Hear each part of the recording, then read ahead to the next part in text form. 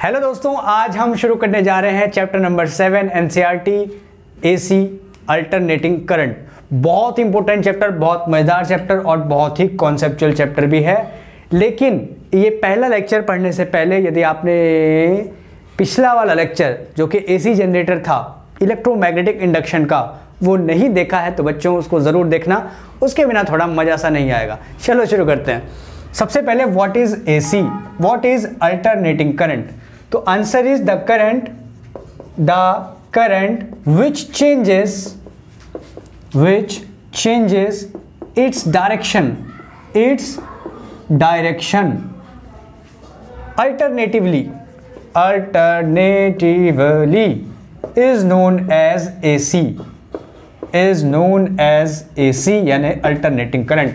ऐसी करंट जो अपनी डायरेक्शन अल्टरनेटिवली बदलती रहती है, मतलब अजीब तरह की करंट, कभी यहां से यहां जा रही है प्लस से माइनस, तो फिर इधर प्लस से माइनस, प्लस माइनस के चेंज होते रहते हैं। पिछले लेक्चर में हमने देखा था अल्टरनेटिंग वोल्टेज वाले लेक्चर में, यानी कि एसी जनरेटर वाले में। तो एसी जनरेटर वाले लेक्चर में हमने देखा था बच्चों कि ईएमएफ जो जनरेटर ने बनाया था उसका कुछ मैग्नीट्यूड इस तरह का आया था, है ना।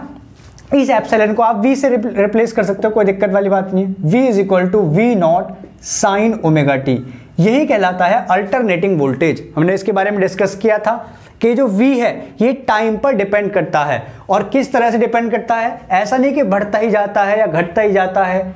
ये क्या करता है, अल्टरनेटिवली बढ़ता है। पहले जीरो होता है, फिर मैक्सिमम होता है, फिर जीरो होता है, फिर नेगेटिव डायरेक्शन में जाता है। नेगेटिव डायरेक्शन का मतलब क्या कि एक बार प्लस से माइनस इधर, तो माइनस से प्लस, फिर चेंज हो जाता है।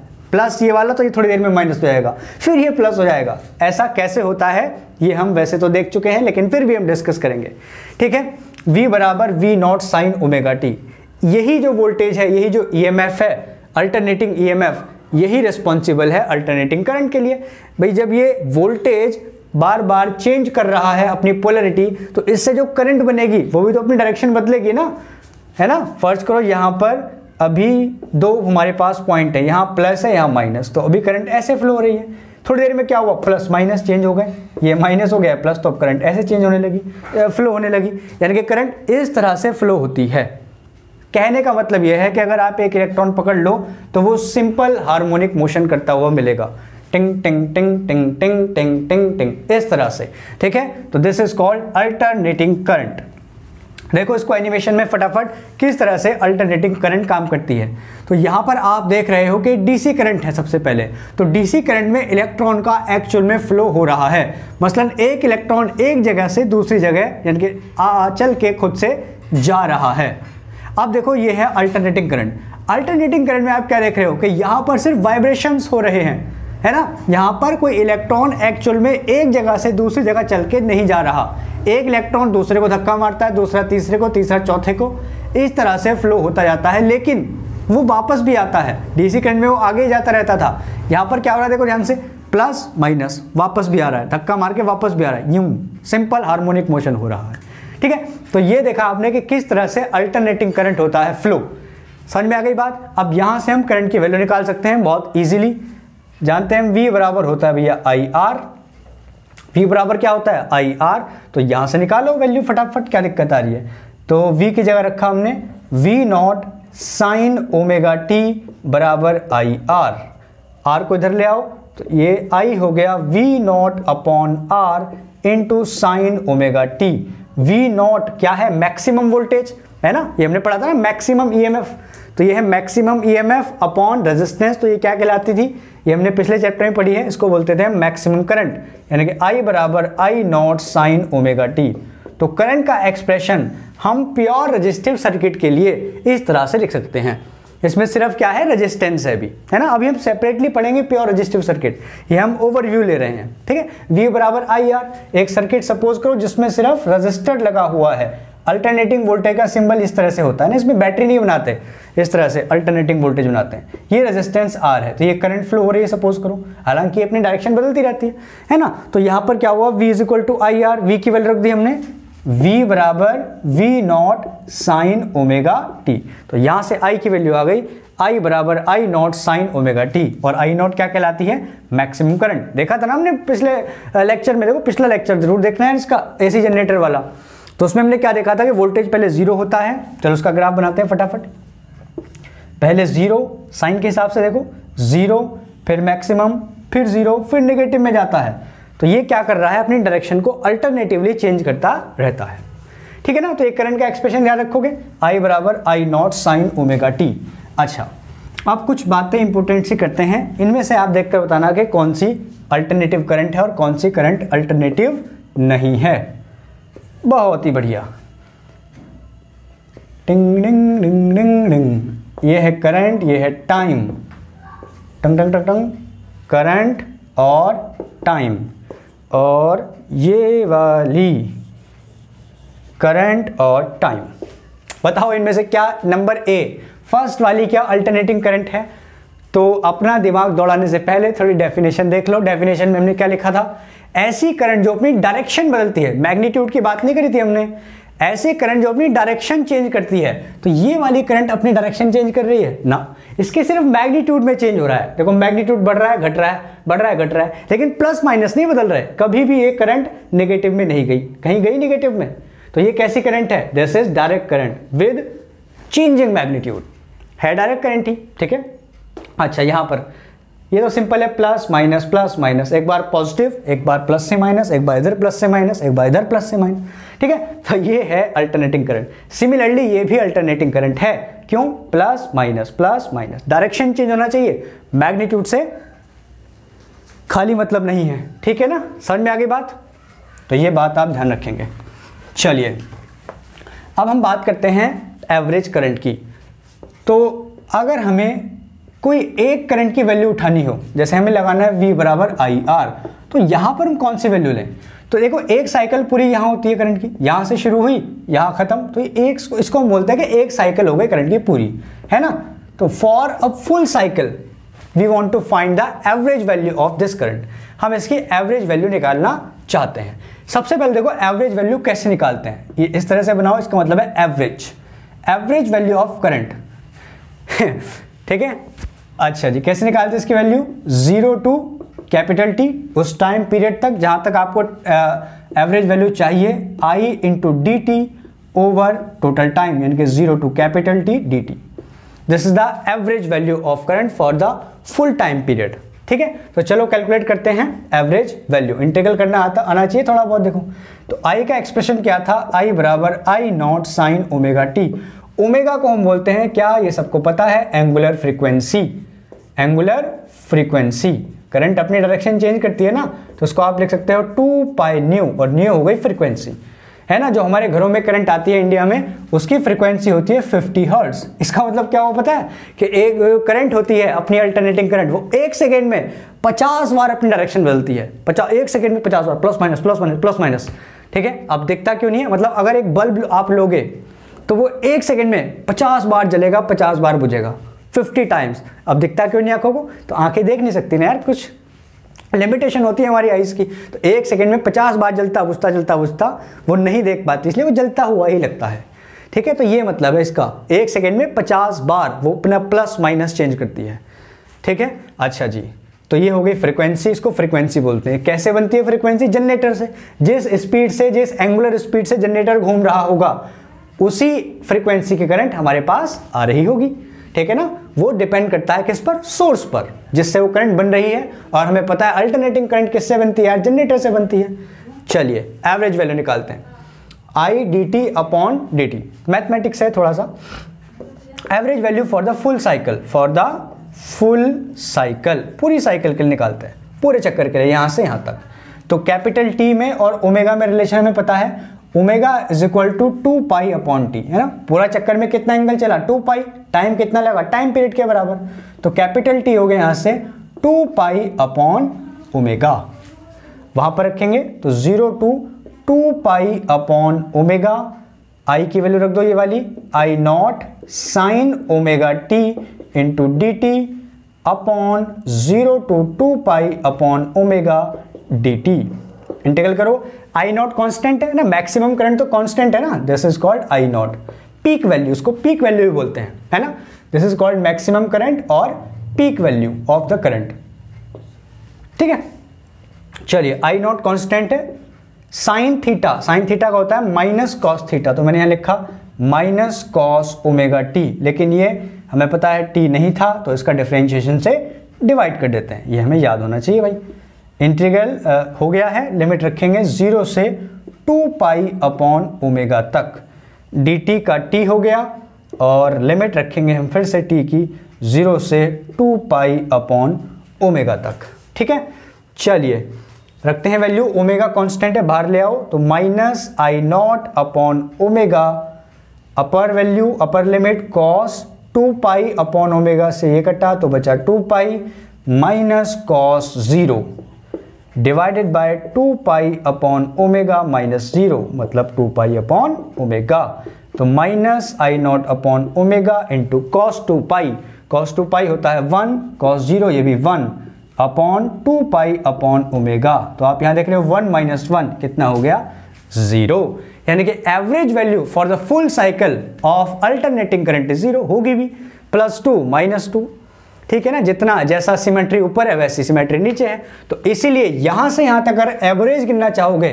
तो आंसर कितना आएगा 0, तो एवरेज करंट 0 तो यहां से यहां तक एवरेज पावर भी 0, एक बार उसने पावर इधर को खर्च करी एक बार इधर को खर्च करी, मैथमेटिक्स ने कहा +2 -2 0, लेकिन ऐसा थोड़ी है, पावर तो खर्च हो गई ना, वो क्लियर है ना, तो इसलिए हम एवरेज करंट का इसमें वैल्यू नहीं ले सकते, मतलब हमारे घरों में अगर एवरेज करंट से कैलकुलेशन होने लगे तो मीटर की रीडिंग कितनी आएगी 0, क्यों, करंट खर्च ही नहीं करी साहब हमने, पावर खर्च ही नहीं करी फुल साइकिल के लिए मैथमेटिक्स के हिसाब से, है ना, तो मैथमेटिक्स हर जगह काम नहीं करता। इसके लिए हमने क्या किया कि भाई एवरेज करंट ना लेकर के हम देखते हैं कि हाफ साइकिल तक, यहां तक अगर एवरेज लें तब बात बनेगी क्या, यहां तक, यहां से यहां तक, तो देखते हैं क्या करते हैं फिर उसका, तो average current for the half cycle formula वही लगेगा ना, I into D T divided by integral of D T, limit हो जाएगी हाफ साइकिल तक, यानी कि 0 से t/2 तक, तो t/2 हो गया पाई बाय ओमेगा, है ना, इसको 2 से डिवाइड कर दो।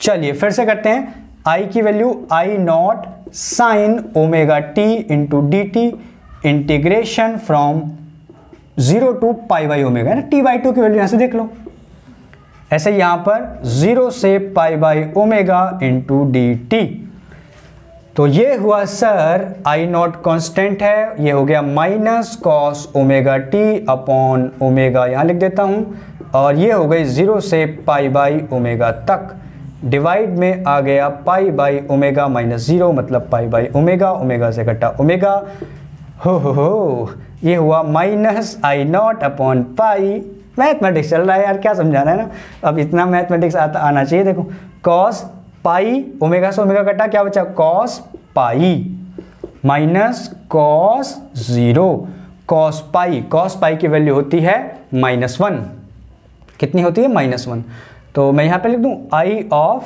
हाफ साइकिल एवरेज वैल्यू, तो ये हो गया minus I naught omega upon pi -1 minus cos 0 तो 1 होता है, minus minus 2 minus minus plus, तो ये हो गया 2 I naught upon pi, this is the average value for the half cycle, चाहो तो आप पाई की वैल्यू रख सकते हो, ठीक है, तो पाई की वैल्यू होती है 3.14 डिवाइडेड बाई 2 मतलब डिवाइडेड बाई 2, समझ जाओ ना यार, तो ये 18, तो ये लगभग आएगा 6 चौको 24, 6 कम 6 और 2 8, 6 3 18, 18.84, लगभग ये 0.6 आई नॉट के आसपास इसकी वैल्यू आती है, ठीक है, 0.6 आई नॉट यानी कि 60% के आसपास यहाँ पर, तो 60% तो थोड़ा कम रह गया, देखते हैं कि यार 60% ही बस पैसे देने पड़ेंगे, कंपनी को नुकसान हो जाएगा, तो और कुछ देखते हैं कि 60% लें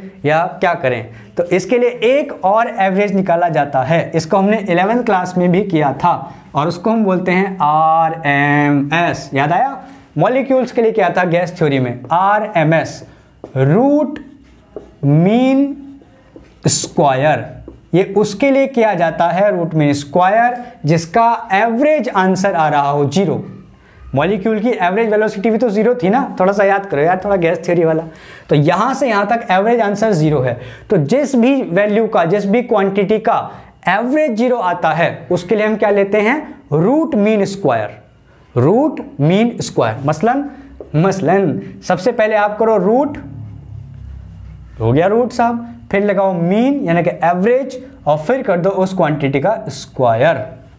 मतलब क्या करना है आपको, सबसे पहले करंट का स्क्वायर करना है, स्क्वायर करने के बाद उसका एवरेज निकालना है, इनके मीन निकालना है, और मीन करने के बाद उसका अंडर रूट निकालना है। इसको बोलते हैं हम आरएमएस वैल्यू, और इसको हम कैपिटल आई से लिख देते हैं। बेसिकली जो हम पूरा किरचॉफ रूल लगाएंगे या आई की एक वैल्यू लेंगे, उसमें आएगा ना the AC current is 2 ampere. अब एसी करंट तो अपनी डायरेक्शन बदलती रहती है, एसी करंट मतलब अल्टरनेटिंग करंट, अपनी डायरेक्शन बदलती रहती है, मैग्नीट्यूड बदलती रहती है, तो उसका एक मैग्नीट्यूड तो फिक्स नहीं कर सकते। तो वो ये कौन सा मैग्नीट्यूड लिया गया है कि कहेगा कि सर्किट में जो करंट है वो 2 एम्पियर है, एसी करंट है, अल्टरनेटिंग करंट है 2 एम्पियर की। तो ये 2 एम्पियर क्या है, तो आंसर है ये है IRMS, root mean square current, है ना। जब भी आपको इस चैप्टर में ये ना कहे कि पीक वैल्यू है या कुछ है, अगर पीक वैल्यू तो पता है वो I0 है, जब तक वो कुछ नहीं कहता, सिर्फ कहता है कि अल्टरनेटिंग करंट 2 एम्पियर है, तो ये कौन सी क्वांटिटी की वैल्यू रखी है, कौन सी करंट की वैल्यू है, तो आंसर है RMS करंट हमें दे रखा है, रूट मीन स्क्वायर करंट। ठीक है, ये याद रखना, जब भी इस चैप्टर में बोलेगा कि करंट 2 एम्पियर, करंट 3 एम्पियर, तो कौन सी करंट, तो आंसर है रूट मीन स्क्वायर करंट। चलो अब इसको निकालते हैं, कैलकुलेट करते हैं। How to calculate root mean square current, हमने बता दिया है रूट मीन स्क्वायर, पहले करो स्क्वायर, तो आई कितना था, आई था I0 साइन ओमेगा टी, तो सबसे पहले करेंगे स्क्वायर यानी कि I square which is I0 square sine square omega t. Okay, अच्छा साहब, उसके बाद क्या करना है, मीन एवरेज, तो एवरेज हमने सिखा दिया अभी निकालना, आई स्क्वायर का एवरेज निकालना है इस बार, तो कोई प्रॉब्लम नहीं है। Integral 0 to T I square का एवरेज निकालना है ना, इंटू डी टी अपॉन क्या लिख रहे हो sir, D T 0 to T, ठीक है, एवरेज। चलिए साहब, 0 से ये हो गया अपना वही, फिर से 2 pi upon omega, I square की वैल्यू रख दो, I0 square sine square omega T into D T upon 0 to T, यानी कि फिर से 0 से 2 pi upon omega into D T. चलिए साहब, तो ये हो गया आई स्क्वायर का एवरेज, इसको आपने लिखा I0 स्क्वायर बाहर, और साइन स्क्वायर थीटा का फॉर्मूला लगा दिया। आप जानते हो ट्रिग्नोमेट्री से कॉस थीटा होता है 1 माइनस 2 साइन स्क्वायर थीटा, इसको उधर लेके आओ, तो साइन स्क्वायर थीटा ये हो गया 1 माइनस कॉस 2 थीटा अपॉन 2। ऐसा हम क्यों कर रहे हैं, इंटीग्रेशन करने के लिए, है ना। हमें पता है कि इस स्क्वायर फंक्शन का हम डायरेक्ट इंटीग्रेशन नहीं कर सकते हैं फिलहाल। तो ये हो गया I0 स्क्वायर बाहर, 0 से 2 pi by omega, sign square omega T की वैल्यू यहाँ से रखो, 1 माइनस कॉस 2 थीटा की जगह omega T divided by 2 into D T. नीचे वाले का तो हो गया टी और टी का हो गया 2 pi by omega minus 0। Okay, थोड़ा सा मैथमेटिक्स है भाई, देखो ये हो गया I0 स्क्वायर ओमेगा ऊपर, है ना, ये वाला ओमेगा ऊपर अपॉन में 2 पाई। अब देखो इंटीग्रल, ये वाला 2 भी आ गया, है ना, ये वाला 2 कांस्टेंट है तो 4, 1 का किया t हो गया, कॉस का होता है साइन, लेकिन ये पता है हमें t नहीं था, तो इसके डिफरेंशिएशन से डिवाइड कर देंगे, ये हो गया 0 से 2 पाई बाई ओमेगा। हाँ, थोड़ा बायो वाले बच्चों को दिक्कत आ रही होगी है, लेकिन कोई नहीं, इतना मैथ पढ़ना पड़ेगा। देखो नीट वगैरह के लिए ना, बोर्ड वगैरह के लिए आप डायरेक्ट वैल्यू याद रख सकते हो, बता दूंगा मैं इसकी एवरेज वैल्यू, ठीक है, बोर्ड के लिए डायरेक्ट याद कर सकते हो, लेकिन अगर मेंस की या नीट की तैयारी कर रहे हो फिर तो ये सब कुछ आना चाहिए, ठीक है बेटा इसको। चलिए,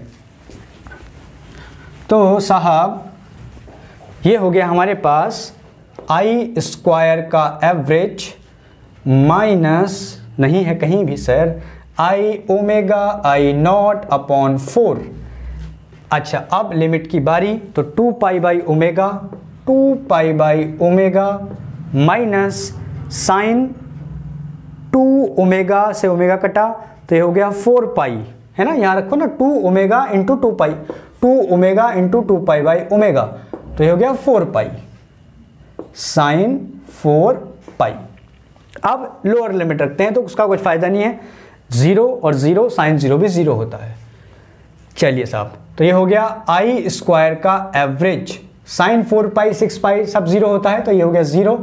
ओमेगा से ओमेगा कटा, 2 से 2 कटा, तो ये आ गया 2 2 ज़ा 4, पाई बाई 2, ध्यान से देखना, pi by 2 I naught upon omega से omega, I naught upon 2 pi by 2। अबे क्या कर दिया sir, pi I naught upon 2। Okay, this is the square of I average, this is the average of I square. ठीक है, now what is R M S, यानी कि I R M S, तो answer is root mean square, ये हम निकाल चुके हैं, रूट मीन स्क्वायर वैल्यू रख दो। तो दोस्तों एक चीज़ हमने यहाँ पर छोड़ दी, देखो यहाँ पर पाई भी था नीचे, है ना, ओपोन 4 पाई, तो 4 के साथ था सर पाई भी। ठीक है, यहाँ तो पाई से पाई भी कैंसिल हो गया, तो ये पाई भी कैंसिल हो गया, और आंसर क्या बचा, आई नॉट अपॉन 2। ठीक है, थोड़ा सा हमें यहाँ पर गड़बड़ कर दी थी यार, देखो ये पाई है ना, ये वाला ये मिस कर दिया था। ठीक है, कोई बात नहीं, चलो तो अब देखो कितना हो गया, इसकी वैल्यू रख दो, आई नॉट अपॉन 2। आज हम बहुत सारी गलती कर रहे हैं, देखो फिर से आई नॉट स्क्वायर था, यहाँ पर हमने आई नॉट लिख दिया यार, सिर्फ आई नॉट स्क्वायर, यहाँ देखो ना यार, I naught square, I naught square, ओहो सर बहुत गलती कर रहे हो आज, कोई नहीं, छोटी मोटी होते रहते हैं। तो ये हो गया कितना, आई नॉट अपॉन √2, और यही कहलाता है हमारा आई आर एम एस या सिंपल आई, पीक वैल्यू का √2 टाइम्स, तो ये आता है लगभग 71%, 0.71 आई नॉट। तो पिछला आई जो हाफ साइकिल के लिए आया था वो 60% के आसपास आया था, ये आया है 70%, यानी कि 71%। तो यही वैल्यू हम कंसिडर करते हैं एवरेज वैल्यू के फॉर्म में। ठीक है, तो इसको आप ध्यान रखोगे ना, थोड़ा सा इंट्रीगल है इसमें और कुछ खास है नहीं। ठीक है ना, चलिए साहब अब इस पर देखो कुछ सवाल देखते हैं, प्यारे प्यारे सुंदर सुंदर, और ख़त्म करते हैं लेक्चर। अच्छा, इसमें एक चीज़ बता देते हैं पहले न्यूमेरिकल से, वी आर एम एस है ना, वोल्टेज का भी तो आर एम एस वैल्यू निकालोगे ना, वोल्टेज भी चेंज हो रहा था, तो सिमिलरली वो भी कितना होगा, वी नॉट अपॉन 2, यानी कि 0.71 टाइम्स ऑफ मैक्सिमम वोल्टेज। ठीक है ना, तो V R M S I R M S इस तरह से निकालते हैं। अच्छा, इसमें एक चीज़ आती है फॉर्म फैक्टर।